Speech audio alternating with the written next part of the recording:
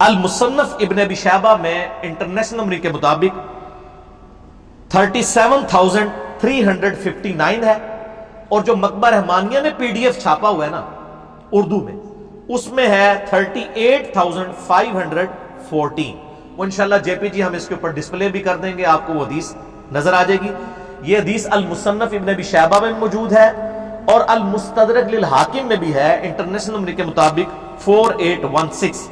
اور ہمارے جہلم شہر کے بہت بڑے ایک محدث شیخ غلام مصطفیٰ ظہیر صاحب حافظہ اللہ تعالی من الجنت والناس، شیخ زبیلی ظہیر صاحب کے شاگرد ہیں، انہوں نے اس حدیث کی سند کو صحیح ڈکلیئر کیا، اور ان کا رسالہ ہے السنہ 26 نمبر میں انہوں نے یہ حدیث نقل کی، اور اس کے باقی بھی انہوں نے کئی ایک طریق تھے ان کے سارے ریفرنسز اس کے اندر کوٹ کیے، انشاءاللہ ہم JPG میں وہ بھی یہاں پر ایڈ کر دیں گے کہ حسن ابن علی کو زہر دے کر شہید کیا گیا۔ وہ حدیث آپ کو میں ورڈ بائی ورڈ المصنف ابن ابی شیبہ سے پڑھ کے سنا بھی دیتا ہوں تاکہ آپ کو یہ بات پتہ بھی چل جائے۔ حضرت عمیر ابن اسحاق تابعی روایت کرتے ہیں کہ میں اور ایک آدمی، ان کا کوئی دوست تھا، حضرت حسن ابن علی کی عیادت کے لیے حاضر ہوئے۔ حسن ابن علی اس وقت اس آدمی سے کہنے لگے کہ مجھ سے پوچھ لو اس سے پہلے کہ تم مجھ سے کچھ پوچھ نہ سکو، یعنی میری موت کا وقت قریب ہے، کوئی علمی بات ڈسکس کرنی ہے تو مجھ سے کر لو۔ آپ دیکھیں کہ علم کتنی بڑی چیز ہے، یعنی اہل بیت میں سے پھر نبی علیہ السلام کے نواسے سیدنا حسن ابن علی، وہ موت کے وقت بھی کہہ رہے ہیں کہ کوئی علمی بات مجھ سے ڈسکس کرو۔ اس لیے میں کہتا ہوں علم حاصل کرنا یا علم سکھانا یہ ہزاروں سال کی عبادت سے بہتر ہے، نفلی عبادت سے، اس سے پہلے کہ تم مجھ سے پوچھ نہ سکو۔ ان صاحب نے کہا کہ میں آپ سے کچھ نہیں پوچھنا چاہتا، اللہ تعالیٰ آپ کو عافیت عطا کرے۔ راوی نے فرمایا کہ حضرت حسن کھڑے ہوئے اور بیت الخلاء میں داخل ہوئے، پھر بیت الخلاء سے واپس ہمارے پاس تشریف لائے اور ارشاد فرمایا میں تمہاری طرف نہیں نکلا یہاں تک کہ میں نے اپنے جگر کا ایک ٹکڑا پھینکا ہے جس کو میں اس لکڑی سے الٹ پلٹ کر رہا تھا۔ یعنی وہ ٹائلٹ گئے تو ان کو پیشاب کے اندر یا انہوں نے وامٹنگ کی، الٹی کے اندر ان کے جگر کے ٹکڑے کٹ کے نکلے، کیونکہ بڑا سخت زہر دیا گیا تھا۔ مجھے کئی مرتبہ زہر پلایا گیا لیکن اس مرتبہ زیادہ سخت، اس سے زیادہ سخت چیز کوئی اور نہیں تھی، یعنی اس دفعہ جو مجھے زہر دیا گیا وہ بہت سخت تھا جس کی وجہ سے میرا جگر کٹ کے باہر نکلا۔ اللہ کی لعنت ہو ان لوگوں پر جنہوں نے حسن ابن علی کے ساتھ یہ ظلم کیا، حسین ابن علی کے ساتھ ظلم کیا، ان پہ اللہ کی لعنت، اللہ کے فرشتوں کی لعنت، تمام لعنت کرنے والوں کی لعنت، آمین۔ حضرت عمیر تابعی کہتے ہیں اگلے دن ہم صبح کے وقت دوبارہ عیادت کے لیے گئے تو وہ اس وقت جان کنی کی حالت میں تھے، یعنی وہ حالت نزع میں تھے۔ عمیر کہتے ہیں کہ حضرت حسین علیہ السلام ان کے پاس آئے، ان کے سر کے پاس بیٹھ گئے، یعنی حسن ابن علی نزع کے عالم میں لیٹے ہوئے ہیں اور ان کے چھوٹے بھائی حسین ابن علی وہ ان کے سرہانے آ کے پاس بیٹھ گئے اور فرمایا اے بھائی جان آپ کو زہر دینے والا کون ہے؟ تو حضرت حسن ابن علی نے فرمایا کیا تم اسے قتل کرنا چاہتے ہو؟ تو انہوں نے فرمایا جی ہاں۔ تو حضرت حسن نے فرمایا اگر وہ وہی ہے جس کے بارے میں میرا گمان ہے تو اللہ تعالیٰ اسے سخت سزا دینے والا ہے، اور اگر وہ بری ہے تو میں یہ پسند نہیں کرتا کہ ایک بری آدمی میری وجہ سے قتل کر دیا جائے۔ یعنی انہوں نے کہا مجھے اسیسمنٹ تو ہے کہ مجھے قتل کرنے کے لیے زہر کس نے دیا ہے، لیکن چونکہ حضرت حسن کو علم غیب تو کوئی نہیں تھا نا، یہ تو آپ کے بزرگ بابوں کے بارے میں دعوے ہیں نا، تو انہوں نے کہا اگر تو میری اسیسمنٹ درست ہے تو تمہیں بدلہ لینے کی ضرورت نہیں، اللہ تعالیٰ انتقام لینے والا ہے، اور اگر میری اسیسمنٹ غلط نکلی اور تم نے بدلہ لیا تو ایک مظلوم آدمی کو تم قتل کر دو۔ آپ دیکھ لیں موت کے نزع کے عالم میں بھی انصاف کا دامن اہل بیت اپنے ہاتھوں سے نہیں جانے دیتے۔ تو یہ حدیث مصنف ابن ابی شیبہ میں بھی ہے، اردو میں بھی ترجمہ آ چکا ہے، PDF انشاءاللہ ہم اٹیچ کر دیں گے۔ المصنف ابن ابی شیبہ کے علاوہ یہ المستدرک للحاکم میں موجود ہے جس کا میں نے حوالہ الحمدللہ دے دیا۔ اب رہا میرے بھائیوں کہ حسن ابن علی کو یہ زہر دیا کس نے تھا؟ اس حوالے سے اہل سنت کی جو مین سٹریم کی تاریخ کی کتابیں ہیں صحابہ کرام کے احوال کے اوپر کتاب لکھی گئی ہے الاستیاب، امام ابن عبد البر، المتوفى 463 ہجری، بڑی مشہور کتاب ہے۔ شام کے اندر وہ بہت بڑے یعنی اہل سنت کے امام گزرے ہیں، محدث ہیں۔ انہوں نے اس طرح کی روایتیں نقل کی ہیں کہ حضرت معاویہ رضی اللہ تعالیٰ عنہ نے حسن ابن علی کو زہر دیا تھا، لیکن سند کے اعتبار سے یہ روایتیں کمزور ہیں۔ اسی طریقے سے طبقات ابن سعد، ان سے بھی پہلے امام محمد ابن سعد المتوفى 230 ہجری، جو امام بخاری امام مسلم کے ہم اثر ہیں، طبقات ابن سعد انہوں نے لکھی ہے، اس میں بھی ملتا ہے کہ معاویہ ابن ابی سفیان اور یزید ابن معاویہ کے بارے میں کہ انہوں نے حسن ابن علی کو زہر دے کر قتل کروایا۔ اس کے علاوہ امام بلازری کی کتاب المتوفى 290 ہجری، انصاب الاشراف، جس سے یہ محرم کے دنوں میں جعلی روایت پیش کر رہے ہوتے ہیں کہ حسین علیہ السلام نے کہا میری 3 شرطیں ہیں، یا تو مجھے یزید کے پاس جانے دو، میں اس کے ہاتھ پہ بیعت کر لیتا ہوں، یا مجھے واپس جانے دو، یا کسی مسلمان سرحد پہ جانے دو۔ کوڑ مارو ہو جڑا کوئی ہضم ہی ہوئے کسی نے، وہ کتاب ہی جعلی ہے، وہ اپنے مصنف سے ثابت ہی نہیں ہے۔ اور اگر کوئی ثابت کرنا چاہتا ہے تو سر اسی انصاب الاشراف میں لکھا ہے کہ معاویہ ابن ابی سفیان نے حضرت حسن ابن علی کو قتل کروایا ہے، اور کچھ بھی بہت کچھ لکھا ہوا ہے۔ یزید کے باوجداد کے تابوت دوزخ کے اندر ہے، اور بھی بہت کچھ لکھا ہے۔ میری شیخ زبیر صاحب کے ساتھ جب 1 to 1 اس کے اوپر ڈسکشن ہوئی، ان کا کہ یہ اگر بلازری کی کتاب کو صحیح مانیں گے تو یہ حضرت معاویہ کا پھر ایمان ثابت کرنا ان کے لیے ممکن نہیں رہے گا، تو اس لیے اس کتاب سے ہی جان چھڑائیں۔ تو نہ ہم 3 شرطوں والی بات بھی جعلی، یہ بھی جعلی۔ اس طریقے سے تاریخ دمشق ہے، امام ابن عساکر، علی ابن حسین ابن عساکر، المتوفى 571 ہجری، تاریخ دمشق ان کی مشہور ہے۔ اس میں بھی ملتا ہے کہ حضرت معاویہ نے زہر دیا، لیکن یہ سب کی سب روایتیں کمزور ہیں، تاریخی ہیں، ہم ان کو پیش نہیں کرتے۔ البتہ سنن ابی داؤد میں ایک صحیح سند کے ساتھ حدیث ہے، یہ ابو داؤد پڑھی نہیں ہوئی، پڑھی بھی ہوئی ہے۔ انٹرنیشنل کے مطابق 4131، وہ حدیث میں ورڈ بائی ورڈ کور کروں گا آج، جس سے آپ کو پتا چلے گا کہ قتل حسن کا بینیفیشری کون ہے۔ جس طرح آج کل لوگ کہتے ہیں نا وہ بے نظیر کے قتل کا بینیفیشری کون ہے، ٹھیک ہے، نام لینے کی ضرورت نہیں ہے۔ اس طرح حسن ابن علی کے قتل کا بینیفیشری کون تھا وہ ابو داؤد نے بتا دیا۔ اور دوسرا ٹروتھ ریویل ہوگا کہ مولا علی علیہ السلام کو ممبروں پر آل امیہ کے دور میں جو لعنت کروائی جاتی تھی، سب و شتم ہوتا تھا، وہ کہتے ہیں سب کا مطلب تنقید ہے، تنقید نہیں ہے۔ صحیح مسلم انٹرنیشنل کے مطابق 6229 نمبر حدیث ہے، لعن اللہ ابا تراب، ابو تراب پر اللہ کی لعنت، نعوذ باللہ من ذالک، لعنت کرواتے تھے وہ۔ یہ لعنت کیوں کرواتے تھے، یہ بھی ایک کوشچن ہے نا، کس سے ان کو کیا ملتا تھا؟ یہ ٹروتھ بھی آپ کو اس حدیث میں ریویل ہوگا کہ بیسیکلی وہ چاہتے تھے کہ خلافت راشدہ کا ایک بھیانک چہرہ لوگوں کے سامنے آئے، لوگ خلافت کی تلاش میں نہ رہے، ملوکیت کو قائم رکھیں، لہٰذا مولا علی پر لعنت کرواؤ۔ جب مولا علی سے لوگ متنفر ہوں گے، خود بخود ہی کہیں گے کہ یہ ملوکیت کا سسٹم، آل امیہ کا سسٹم بہتر ہے۔ یہ بھی آپ کو اس حدیث میں پتہ چلے گا، اور آپ کو پتہ چلے گا کہ آل امیہ بینیفیشری ہے حسن ابن علی کے قتل کی۔ اب قاتل کون ہے؟ وہ آج کے زمانے میں میرے بھائی جب CCTV کیمرہ ہے، سب کچھ ہے، یہ اس طریقے سے کوئی اس کی خفیہ ویڈیو تو مطلب نہیں بنا سکتا تھا اس زمانے میں، تو آج کے زمانے میں بھی قاتل تک پہنچنا بہت مشکل ہوتا ہے، تو اس زمانے میں تو بہت مشکل تھا۔ اسی طریقے سے عثمان غنی رضی اللہ تعالیٰ کے بھی اسپیسیفک تو کوئی نہیں کر سکتا کہ قاتلین کون تھے، ایک اسیسمنٹ ہی ہے۔ یہاں پر بھی یہی معاملہ ہے۔ یہ حدیث ہے ابو داؤد میں 4131 انٹرنیشنل کے مطابق، اور یہ کم از کم 3 اہل سنت کی مین سٹریم کی کتابوں میں ہے۔ سنن ابی داؤد میں ہے 4131۔ اس حدیث کو شیخ البانی بھی صحیح کہتے ہیں، شیخ زبیر علی زئی صاحب رحمہ اللہ تعالی، جن کا کرائٹیریا صحت کا بڑا سخت تھا، وہ بھی اسے صحیح کہتے ہیں۔ اس حدیث پہ بعض ناسبیوں نے جو اعتراض کیا منکرین حدیث نے، میں انشاءاللہ وہ اینڈ پہ ڈسکس کروں گا، کیونکہ وہ عام بندوں کا ٹاپک نہیں ہے، اس لیے میں اس موضوع کی روانگی کو توڑنا نہیں چاہتا۔ ابو داؤد میں 4131، مسند احمد میں ہے 17228 عربی والے میں، مکتبۃ شاملہ میں، اور جو اردو PDF ہے مکتبہ رحمانیہ کا، اس میں ہے 17321۔ یہ سارے JPGs انشاءاللہ ہم ساتھ اٹیچ کر دیں گے۔ اور تیسری کتاب ہے المعجم الکبیر طبرانی، اس میں امام حسن علیہ السلام کے چیپٹر میں انٹرنیشنل کے مطابق 2628 ہے, اور مقدام بن مادی کرب والے چیپٹر میں 636 نمبر ہے. 2 دفعہ امام طبرانی اس حدیث کو لے کے ہیں, المتوفا 360 ہجری.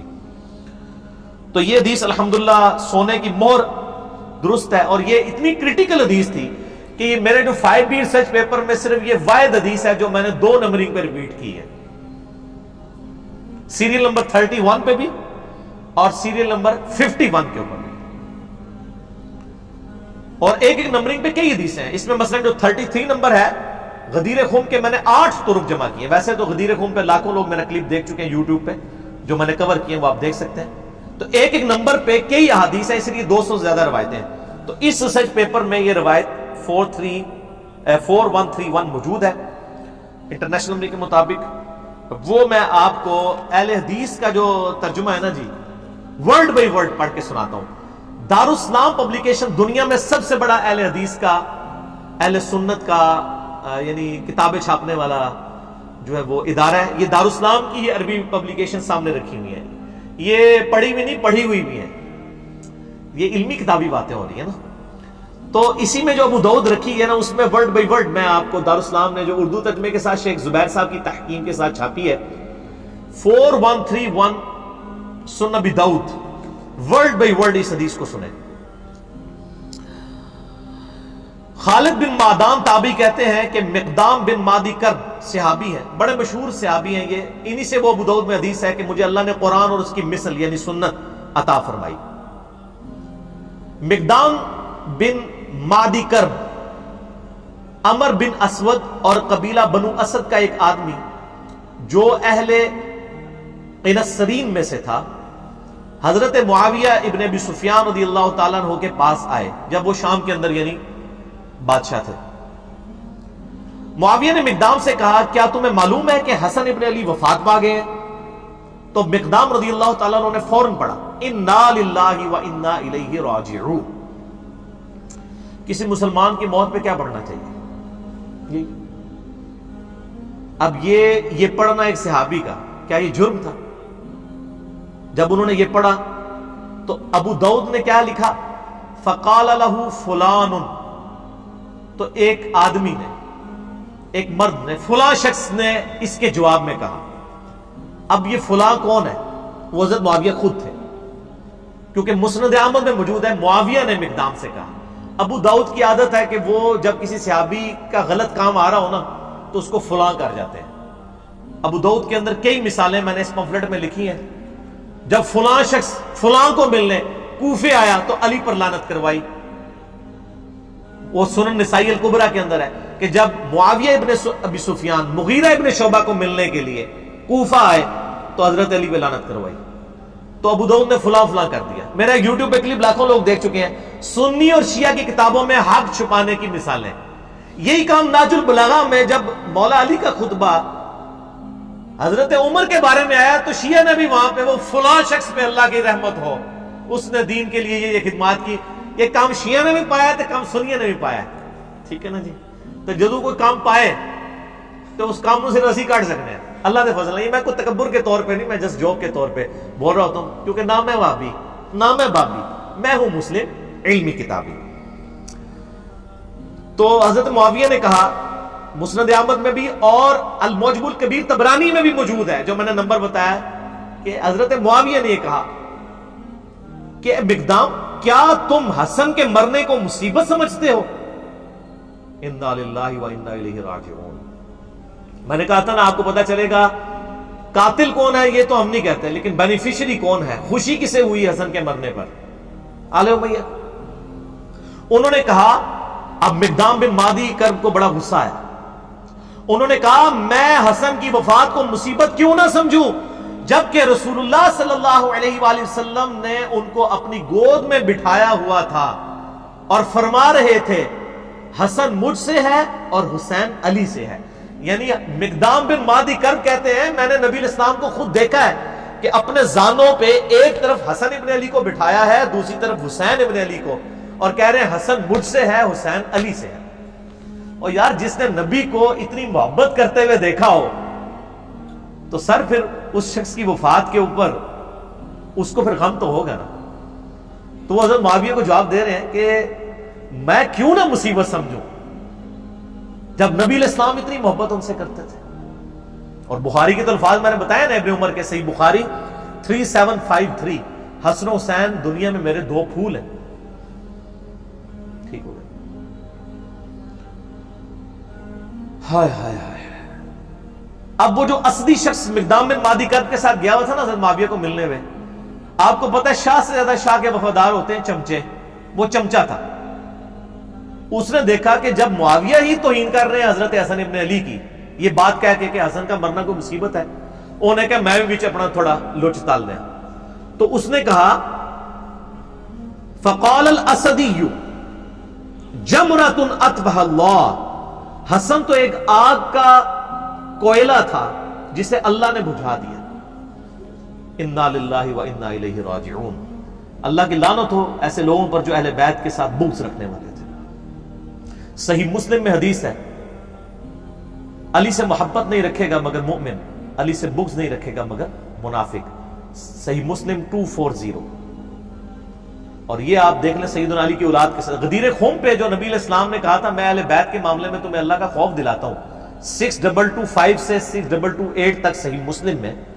وہ اہل بیت سے مراد مولا علی اور ان کی اولاد لی تھی, کیونکہ سنن نسائی الکبریٰ میں مسند احمد میں آگے الفاظ ہے غدیر خون کی حدیث کے کہ مولا علی کا ہاتھ پکڑ کے نبی علیہ السلام نے صحابہ کے دوران یعنی غدیر خون پہ بلند کر کے کہا من کنت مولا فہذا علی مولا, جس کا مولا میں اس کا مولا علی, جس کا جگری یار میں اس کا جگری یار علی, جس کا آقا میں اس کا آقا علی. اور پھر کہا اے اللہ علی جو علی سے محبت رکھے تو بھی اس سے محبت رکھ, جو علی سے بغض رکھے تو بھی اس سے بغض رکھ, کیونکہ علی کی اولاد نہیں ذبح ہونا تھا نا. یہاں پہ بھی آپ دیکھ لیں وہ اسدی کہتا ہے کہ حسن تو آگ کا ایک انگارہ تھا, ایک کوئلہ تھا دہتا ہوا جس کو اللہ نے بجھا دیا. یہ اس جملے کے اندر پوری قیامت ہے. آپ استغفر اللہ پڑھ رہے ہیں نا, اس ایک جملے کو اگر کھولیں نا تو میں گھنٹوں بول سکتا ہوں. یہ کسی کے لیے یہ جملہ کیوں بولا جاتا ہے کہ فلاں شخص دہتا ہوا انگارہ ہے. پرانے زمانے میں جب آپ نے آگ روشن کرنی ہوتی تھی تو دوسرے گھروں سے آپ کوئلہ لے کے آتے تھے. کوئلے کے اندر ہلکی سی آگ چل رہی ہوتی ہے, وہ آگ لا کے جب آپ لکڑیوں میں رکھتے ہیں تو لکڑیاں بھڑک اٹھتی ہیں. یہ لکڑیوں کو بھڑکانے والی چیز جو ہوتی ہے وہ ہوتا ہے دہتا ہوا کوئلہ. حسن کو اس نے دہتا ہوا کوئلہ کیوں کہا؟ چونکہ حضرت معاویہ نے صلح کی بھی تھی حسن ابن علی کے ساتھ کچھ شرائط کے اوپر. ان شرائط میں سے صرف ایک ہی شرط پوری کی تھی کہ جو مال غنیمت جو قرآن حکیم میں سورۃ الانفال میں آیا کہ اہل بیت کو 5واں حصہ ملے گا بیت المال میں سے, چونکہ ان پہ زکات نہیں لگتی, وہ دیتے تھے. باقی جو 4 شرائط تھی, نمبر 1 حضرت معاویہ رضی اللہ تعالیٰ عنہ خلفائے راشدین کے طریقے کے مطابق حکومت چلائیں گے, کوئی نہیں پوری کی. نمبر 2 حضرت علی کے ساتھیوں نے جو ہتھیار ڈال دیے ہیں صلح حسن کے بعد وہ ان کے ساتھ ظلم و ستم نہیں ہوگا. آپ یہ میرا پمفلٹ پڑھیں, میں آج اس ڈیٹیل میں نہیں جانا چاہتا, وہ سب کچھ موجود ہے ان کے ساتھ کیا کچھ ہوا, بخاری مسلم سے میں نے ثابت کیا. نمبر 3 ممبروں کے اوپر جو سب و شتم کا سلسلہ جاری ہے حسن ابن علی کے والد علی ابن ابی طالب پہ, وہ ختم کروایا جائے. وہ چلتا رہا. صحیح مسلم میں ہے 6229 نمبر حدیث, مولا علی پہ لعنت کے الفاظ کے ساتھ لعنت کی جاتی تھی آل مروان کی طرف سے. اسی طریقے سے حضرت معاویہ اپنے بعد امت کو شورا پہ چھوڑیں گے, اپنے بیٹے کو نامزد نہیں کریں گے. لیکن وہ بھی آپ بخاری اٹھا کے 4827 نمبر حدیث 4827 دیکھ لیں, صحابہ نے مخالفت کی, انہوں نے زبردستی کیا. ٹھیک ہے, تو کوئی ایک شرط بھی نہیں مانی سوائے ایک مال غنیمت والا معاملہ. تو یہ سارے شرائط تھی.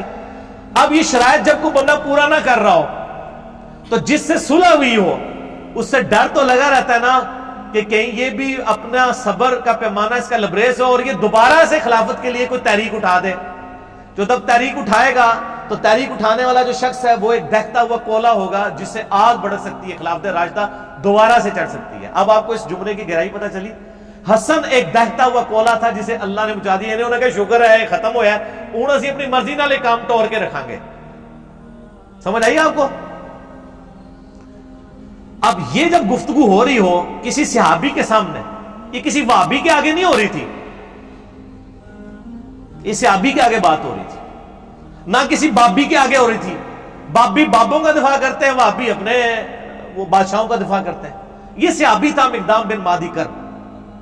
اس نے کہا کہ پہلے معاویہ نے یہ بات کی رضی اللہ تعالیٰ عنہ کہ حسن کا مرنا کوئی مصیبت ہے. اب اس کے چمچے نے آگے سے یہ بات کر دی ہے کہ حسن تو ایک آگ کا انگارہ تھا، اسے بجھا دیا اللہ نے. ہائے ہائے ہائے ہائے. اب مقدام فقال المقدام، مقدام نے کہا اما انا، انہوں نے کہا معاویہ جتنے تک میرا تعلق ہے نا، فلا ابرح اليوم، آج میں اس وقت تک یہاں سے تیرے دربار سے نہیں اٹھوں گا، حتی اغیظک، جہاں تک کہ میں تجھے غصہ نہ دلاؤں.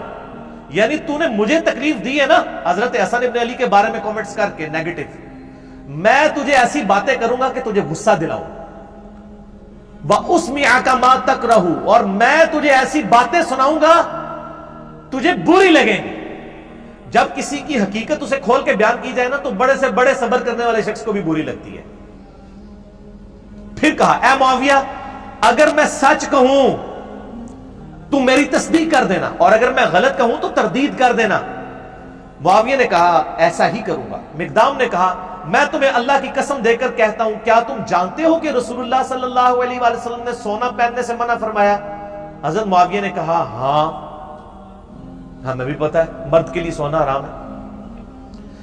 مقدام نے پھر کہا معاویہ تمہیں اللہ کی قسم دے کر کہتا ہوں، کیا تمہیں خبر ہے کہ رسول اللہ صلی اللہ علیہ وسلم نے مرد کے لیے ریشم پہننے سے روکا ہے؟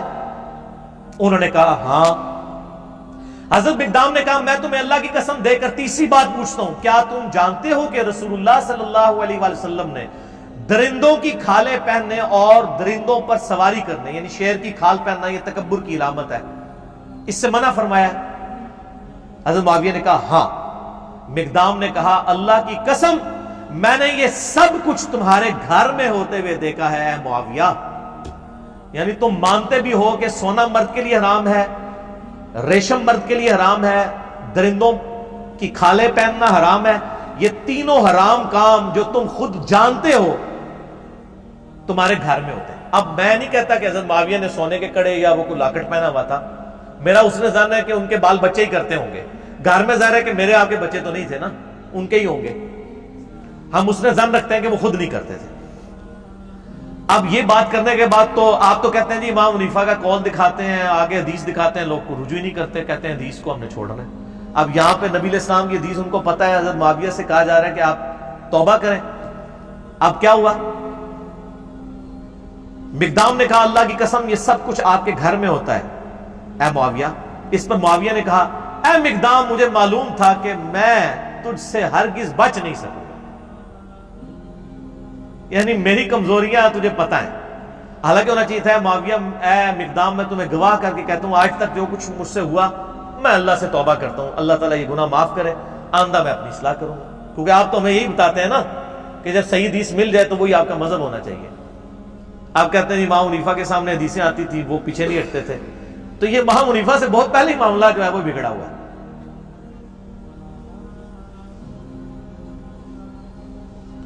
مجھے پتا تھا میں گلے ہی نہیں تیرے کو جیت سکتا. ایمنو بھی کہہ رہے انہوں نے او علی کی زبان بڑی لمبی ہے. وہ زبان نہیں لمبی، سچ ہوتا ہی اتنا طاقتور ہے کہ اس سے آپ جیت ہی نہیں سکتے. یہ تھوڑے بزرگ میں بھی یہی کہتے سن کہ میں گلے تھوڑے کو نہیں جیت سکتا. انشاءاللہ تسی بھی نہیں جیت سکو گے کیونکہ بات ہی سچی ہے. آپ دیکھ لینا اے مقدام مجھے معلوم تھا کہ میں تجھ سے ہرگز نہیں بچ سکوں گا. خالد بن معدان نے بیان کیا کہ پھر حضرت معاویہ رضی اللہ تعالیٰ عنہ نے مقدام کے لیے اس قدر انعام کا حکم دیا. انہوں نے کہا جی بیت المال میں سے لا کے ذرا مال دو. بادشاہ آپ کو پتا ہے نا وہ جب کسی کو خوش کرنا چاہتے تھے تو مال دیتے تھے. تو مقدام بن مادی کرب کو انہوں نے کہا اس کو انعام دو اور ان کے دوسرے ساتھیوں کو بھی دو. چنانچہ حضرت مقدام کو جب مال دیا گیا تو انہوں نے اپنے ساتھیوں میں وہی تقسیم کر دیا. حضرت معاویہ نے گفٹ دیا، انہوں نے تحفہ سنت کے مطابق قبول کر لیا، لیکن وہ آج کل مولوی علی سنت نہیں سی کہ لے کے بوجھ پا لیں دے. نبی علیہ السلام کو بھی جو گفٹ آتے تھے آپ قبول کرتے تھے، صحابہ میں ہی بانٹ دیتے تھے. تو مقدام بن مادی کرب کو جتنی رقم حضرت معاویہ نے اس وقت دی بیت المال میں سے انہوں نے لے کے ادھر ہی غریبوں میں تقسیم کر دی.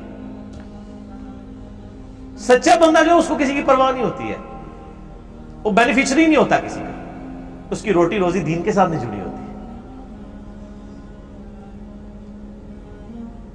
چنانچہ مقدام نے اپنے ساتھیوں میں سے تقسیم کر دیا، مگر اس اسدی نے جو کچھ وصول کیا وہ کسی کو کچھ نہ دیا. جنہیں کیا سی نا اسد آگ کا انگارہ ہے، اس کا کریکٹر بھی نقل کر دیا امام داؤد نے. اس نے کسی کو کوئی چیز نہیں دی. ٹھیک ہو گیا، وہ ظاہر ہو گیا ہی مال لینڈ سی. بعد میں جب حضرت معاویہ کو یہ خبر پہنچی کہ مقدام نے سب کچھ اللہ کی راہ میں خیرات کر دیا، تو حضرت معاویہ نے کہا مقدام کھلے ہاتھ کے سخی آدمی ہے اور اسدی اپنے مال کی خوب حفاظت کرنے والا ہے. یعنی حضرت معاویہ کو جب بتایا گیا نا کہ انہوں نے باہر نکلتے ہی آپ کے لوگوں میں ہی مال تقسیم کر دیا ہے، تو حضرت معاویہ نے بھی تعریف کی حضرت مقدام بن مادی کر کی. ان کو گستاخ صحابہ اور رافضی نہیں کہا مقدام کو، ان کا یاد گل تو صحیح کی تھی انہیں. تو اسی بھی مان جاؤ میں گلا صحیح کرنا بھائی، ناراض نہ ہویا کرو. اچھا اس کی شرح جو ہے دارالاسلام نے لکھی ہے بھائی، میں نے نہیں لکھی. اور دارالاسلام میں بھی شیخ زبیر صاحب نے نہیں لکھی ہے. شیخ زبیر صاحب نے صرف حدیثوں پہ صحت کا حکم لگایا، جو شرح ہے وہ دوسرے علماء نے لکھی ہے. اور صلاح الدین یوسف صاحب نے بھی اس کے اوپر یعنی کہ تقریض لگائی ہوئی ہے. اس کی شرح میں لکھتے ہیں، اب دیکھیں دارالاسلام ورڈ بائی ورڈ آپ شرح سنیں. صحابہ کرام حق بات کہنے میں بڑے جری تھے. حضرت مقدام رضی اللہ تعالیٰ عنہ کو حضرت معاویہ رضی اللہ تعالیٰ عنہ کی عمارت سے کوئی خوف نہ آیا اور بے دھڑک حق بات کہہ دی. چلو جی شکر ہے، علی بھائی نے نہیں کہا گیا لکھو، دارالاسلام نے کئی سال پہلے یہ شرح کی ہوئی ہے. اس مکالمے کے شروع میں جو آیا کہ ایک آدمی نے کہا کہ حسن کے مرنے کو تم مصیبت سمجھتے ہو، اس کے قائل شاید حضرت معاویہ ہی ہو جسے ادبن مبہم رکھا گیا ہے. اے دیکھو وہ شرح کرنے والا مان رہا ہے کہ یہ جو ہے نا، ایک بندے نے کہا کہ معاویہ کا مرنا کو مصیبت ہے، تو یہ تو معاویہ نے اصل میں کہا تھا، امام داؤد نے ادب کے طور پر فلاں لکھ دیا. آگے بریکٹ میں لکھا ہے اون المعبود. اون المعبود اہل حدیث عالم کی وہ شرح ہے ابو داؤد کی جو پوری دنیا میں مدرسوں میں پڑھائی جاتی ہے، عربی میں لکھی ہوئی. یہ شاید نہیں سرکار دارالاسلام والے ہو، یہ شاید کٹو، یہ یقیناً ہے، کیونکہ اس کا جو طریق المعجم الکبیر طبرانی میں ہے اور مسند احمد میں ہے، اس میں الفاظ ہیں کہ معاویہ رضی اللہ تعالیٰ عنہ نے کہا کہ حسن کے مرنے کو کیا تم مصیبت سمجھتے ہو. اس کے بعد پھر وہ لکھتے ہیں بنو امیہ اور اہل بیت کے خاندانوں میں سیاسی امور میں ان کے خاص رجحانات تھے. یہ تاریخ اسلام کا انتہائی پریشان کن دور تھا جو گزر گیا. وہ کہتے ہیں گزر گیا، مٹی پاؤ چھڑ دو. اب ہم تمام صحابہ کرام کے لیے دعا گو ہیں، تو سر پھر آپ ان کے لیے بھی دعا گو ہوں جو آج صحابہ کے اوپر لعنت کر رہے ہیں، کیونکہ یہ انہی کی اولاد ہے آل امیہ کی. ان کو پھر آپ کس منہ سے سمجھائیں گے؟ صرف ان کو میں سمجھا سکتا ہوں، انجینئر محمد علی مرزا، جو آل امیہ کے کاموں کو بھی غلط کہتا ہے اور آج رافضیوں کی لعنت کرنے کو بھی غلط کہتا ہے. آپ تو 2 نمبر لوگ ہیں، آپ کے تو دورے معیار ہیں، آپ کسی کو کس سمجھا سکتے ہیں؟ وہ کہتے ہیں چھوڑ دو.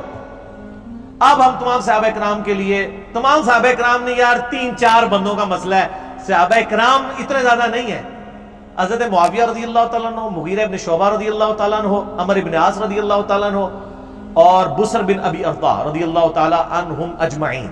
ہم ان کے لیے دعائیں خیر کرتے ہیں لیکن ان کا جھوٹا دفاع بھی نہیں کرتے. ان کے لیے دعا گو ہوں، کسی کے متعلق اپنے دل میں کوئی بغض نہ رکھیں. ایک مورخ کو جو ہے وہ کسی بھی جانب میلان ہو اس کا حق ہے، مگر خیال رہے کہ دوسری جانب بھی جلیل القدر صحابہ ہیں رضی اللہ عنہم و ارضاہم، اور دعا کریں ربنا اغفر لنا ولاخواننا الذین سبقونا بالایمان. اور ہم بھی یہ دعا کرتے ہیں، میرا تو کلپ ریکارڈڈ ہے سورۃ الحشر کی آیت نمبر 10.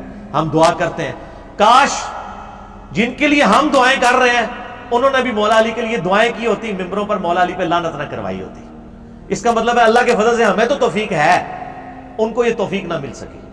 صحیح مسلم 6229 لعن اللہ ابا التراب نعوذ باللہ. آل مروان صحابہ کرام کو ممبروں میں بلا کے کہتے تھے ابو تراب پہ لعنت کرو، نعوذ باللہ. درندوں کی کھالیں اور ان کی گدیاں استعمال کرنا جائز نہیں ہے، اور ایسے ہی مردوں کے لیے سونا اور ریشم بھی مباح نہیں. حضرت معاویہ رضی اللہ تعالیٰ کے متعلق جو ذکر ہوا، ان کے گھر میں ریشم اور درندوں کی کھالیں اور سونا استعمال ہوتی تھی، تو شاید فرامین رسول کی وہ کوئی تعویل کرتے ہوں. دیکھو یہ وہی ہے جس طرح وہ تفسیر عثمانی میں لکھا ہے نا کہ قرآن میں آیا کہ بچے کی دودھ چھڑانے کی عمر 2 سال ہے، اور امام حنیفہ فرماتے ہیں 2.5 سال ہے. شاید امام حنیفہ کے پاس بھی کوئی دلیل ہو. یہ وہی ہے او پائی سارے ہی کو کچھ ہو، نہ میں وابی نہ میں بابی، میں ہوں مسلم علمی کتابی. آپ یہ دیکھ لیں بابی ہیں، یہ پریکٹیکلی یہ بھی بابی بنے ہوئے ہیں. دارالاسلام والے بجائے یہ لکھنے کے کہ انہوں نے غلط کام کیا، وہ کہتے ہیں انہوں نے تعویل کر لی ہوگی. دنیا میں ہر شخص اپنے جرم پہ پردہ ڈالنے کے لیے نا تعویل ہی کرتا ہے. ظاہر ہے جنہوں نے عمار ابن یاسر کے قتل کے اوپر تعویل کر لی کہ یہ علی ہے قاتل، نہ علی لے کے آتا تو نہ قتل ہوتا، ماریا خود. تو پھر مولا علی نے فرمایا کہ پھر حمزہ کا قاتل کیا نبی علیہ السلام تھے؟ نہ احد میں لے کے جاتے نہ حمزہ قتل ہوتا. پھکی دی تھی، مولا علی بھی پھکیاں دیتے سر. الزامی جواب، اینٹی وینم، لاجیکل آنسر.